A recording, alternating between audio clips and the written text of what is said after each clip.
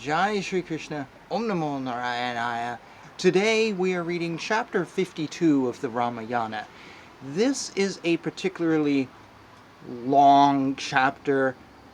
We may get through half of it, we may get through all of it. We will find out. So let's dive right in. This is called Rama Takes Leave of Sumanthra and Guha.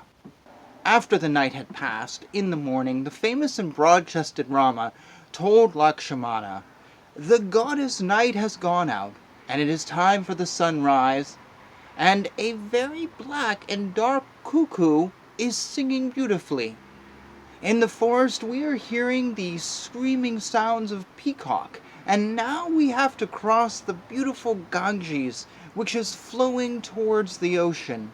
Hearing the words of Rama, that Sumitra's son, who made his friends happy, called Guha as well as Sumanthra, and stood in front of his brother. That Guha, obeying the words of Rama, quickly summoned his ministers and said to them, "Please get a pretty, strong, auspicious, and swift boat which can help us to cross the river here quickly." His great ministers, responding to that order of Guha, swiftly brought a boat to cross the river. With folded hands and salutation, Guha said to Rama, "Here is a boat that you requested. What else can I do for you? O tiger among men, who is like the son of Devas, please get into the boat to cross the river that is going towards the ocean." Then the greatly illustrious Rama said to Guha, "You have carried out the work that was desired by me." And then he got into the boat. Then Rama and Lakshmana, wearing their armor and carrying shields, swords, and bows, along with Sita, went towards Ganga. Then that charioteer, with folded hands in salutation and with great humbleness, asked Rama, who is the follower of Dharma, "What do you want me to do?" Then Rama told that charioteer Sumanthra, touching him affectionately with his right hand, "O Sumanthra, you go back from here quickly, and then look after the king carefully.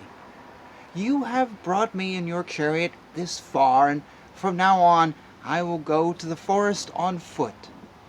When the charioteer Sumanthra was asked to go back, he became emotional and told Rama, "It is natural for you to start residing in the forest along with your brother and wife, but no one in this world can do anything to overcome this difficulty. O Rama, this sorrow has happened to you who is Brahmachari, who knows the Vedas well, and who is compassionate and pure, and so I think there is no use of possessing these qualities anymore. You, along with your brother as well as Sita, would live in the forest and would acquire a good status here and win over the three worlds. Due to the sinful acts of Kaukaliya, Rama, we are destroyed, and we have also lost you and become partners with grief."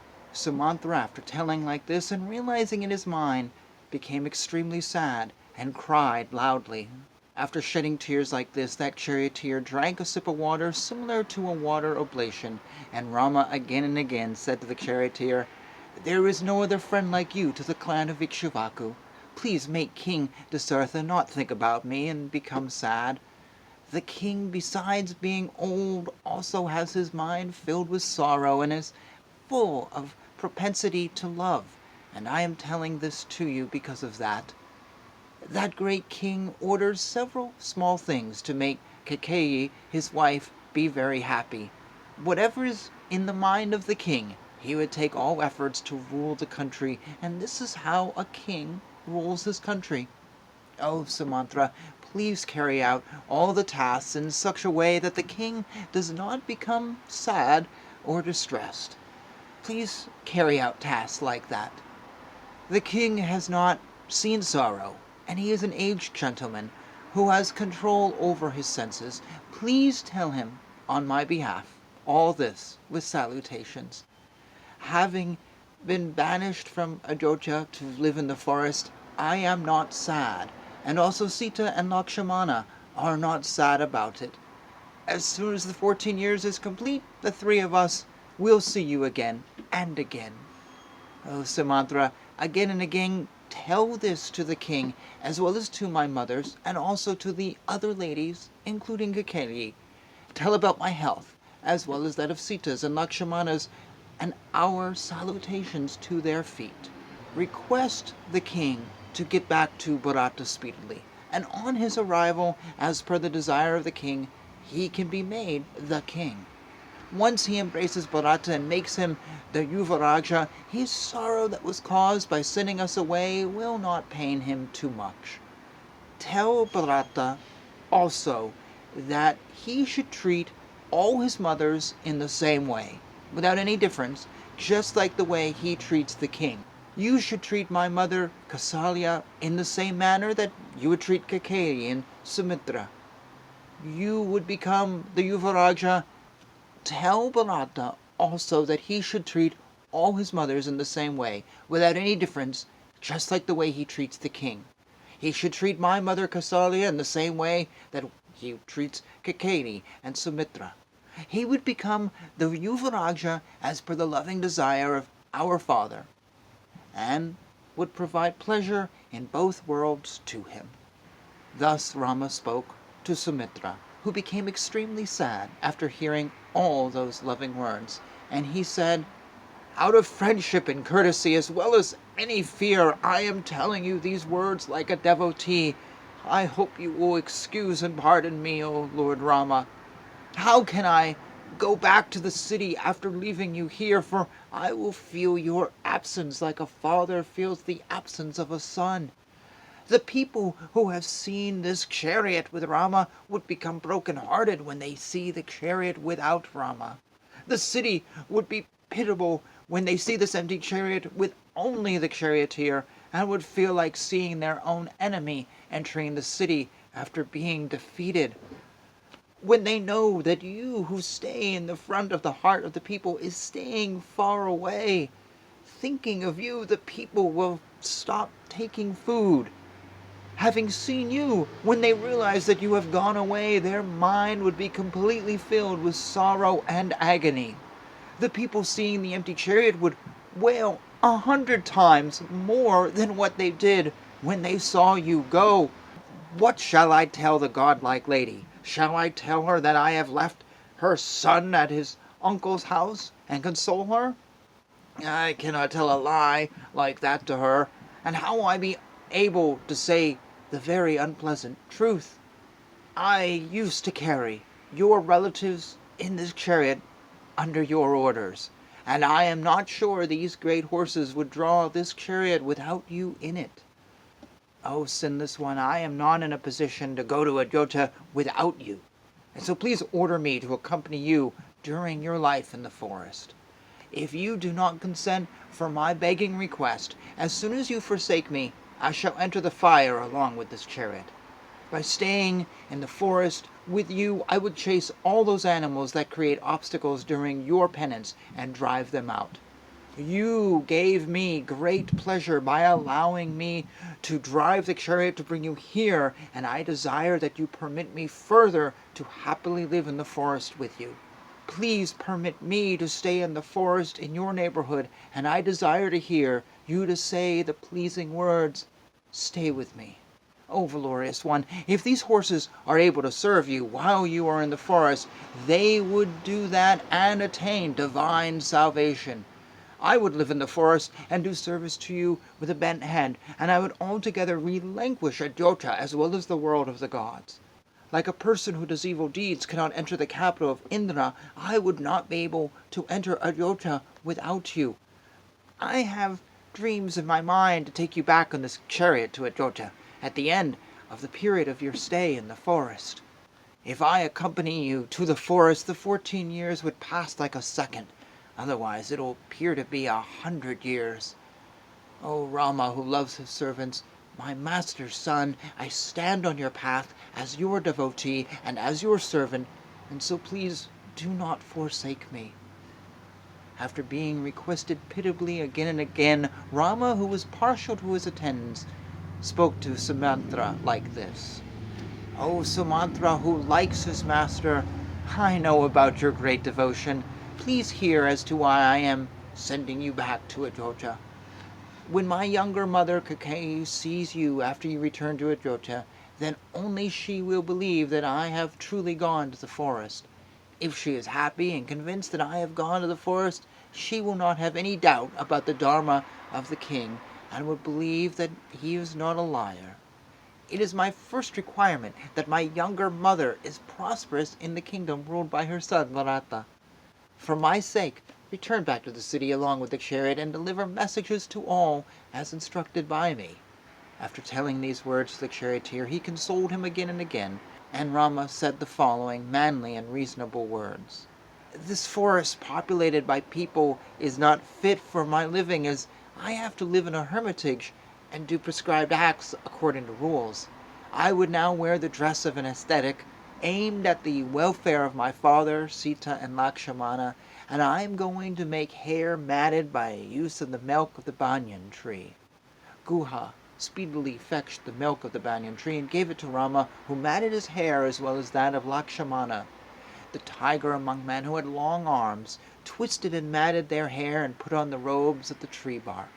With the crown of their matted hair, the brothers resembled sages and shined with great luster. Rama, along with Lakshmana, adopting the rule as laid down by the Vaikhasana Agama, took religious vows and then addressed Guha. "O Guha, you must be greatly alert about the common people, the fort, the army, as well as the treasury. The elders say that it is only with great difficulty that the country can be protected." Then, after giving leave to Guha, Rama, Lakshmana, and Sita left.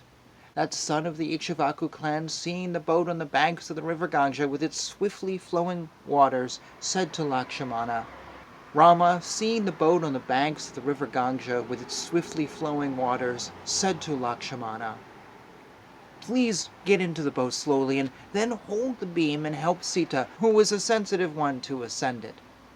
The self-respecting Lakshmana, hearing the command of his brother, helped Sita get into the boat, and then he himself got into it, without acting contrary to his brother's wishes.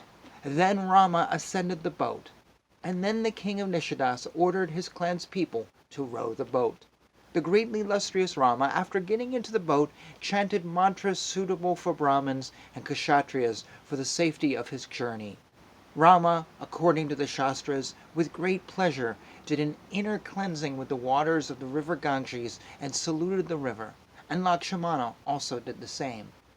Rama then permitted Sumanthra, his army, as well as Guha, to go, and then having seated, gave directions to the boatman. Then the boat, driven by the oarsmen, swiftly and safely crossed the river, propelled by strong oars. When the boat reached the middle of the Bhagirathi river, the blameless Sita, with folded hands in salute, said, "The son of the great King Dasartha would fulfill the orders of his father under your protection. After completing 14 years of life in the forest, he would come back along with me and his brother. O pretty goddess, after coming back safely, and after fulfilling my desires, I shall worship you. O goddess, you have 3 portions, and you flow through the land of Brahma, and in this world you appear as the wife of the ocean. O goddess, O pretty one, I praise and salute you. After returning to the city safely, after 14 years, I would offer you 100,000 cows, clothing, as well as very delicious food to the Brahmins, with the intention of pleasing you. O goddess, after I return and get purified, I would offer you 1,000 pots of sura and food in the form of meat and satisfy you. I would also please the various gods who live on your banks, and also worship all the temples and sacred waters there. O goddess, O spotless one, please make me, along with the great warrior Rama and his brother Lakshmana, enter Ayodhya after living in the forest." When Sita was thus conversing with the blemishless Ganga, they all speedily reached the southern bank of the river. When the boat reached the other shore, the great man got out of it and proceeded further along with Sita and his brother. Then the very strong one said to Lakshmana, "We have to be ready for protection, whether the place is populated or lonely. In this lonely forest, which we are not familiar, protection needs to be given to Sita, so go in the front, and Sita would follow you." protecting you and Sita, I would walk behind you both, and we would protect each other, as it is the duty of valorous men. From now on, it would not be possible to correct any action which goes out of our hands, and also Sita, from now on, will realize the sorrow of forest life. We will now enter the forest, which is devoid of people, farms, and gardens, which is difficult with its deep pits." Hearing these words, Lakshmana started walking in the front, and afterwards went Sita, who was followed by Rama. Sumanthra, with great sorrow, was continuously watching Rama till he reached the other side of the river, and when he could not see him due to the long distance, he turned away his gaze and shed tears. That great Rama, who bestowed boons and had a luster like a king, after having crossed the big river, reached the highly prosperous country of Vasa, inhabited by happy people. Being very hungry, they killed 4 animals, a boar, an antelope, a spotted deer, and a great deer, and quickly ate the meat of these animals, and by evening reached below a tree to take rest. And thus ends all of chapter 52. I completed it, but the video is going long, so I will just say thank you for watching. Sorry if the lights are a little bit off. It's like almost 7 o'clock here, so the sun's going down. As always, this is the least glamorous YouTube channel out there. But until next time, thank you for watching. Jai Shri Krishna, Jai Shri Swaminarayan.